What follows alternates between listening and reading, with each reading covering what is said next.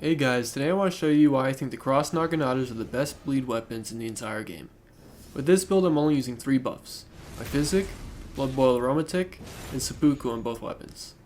Now the Naginatas have been notorious for a while for being very overpowered in PvP, but in situations like this, they usually get overshadowed by other bleed weapons like Curved Swords or Rivers of Blood, so I want to show just how strong they can actually be.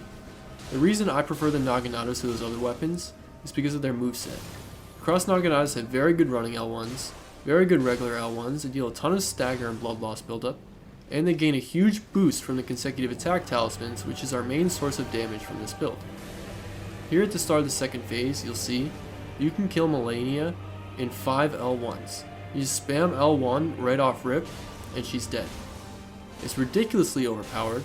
In my opinion, they're the best bleed weapons in the entire game. Now some people might disagree, but again, that's just my opinion. Anyways, without further ado, let's hop into the build.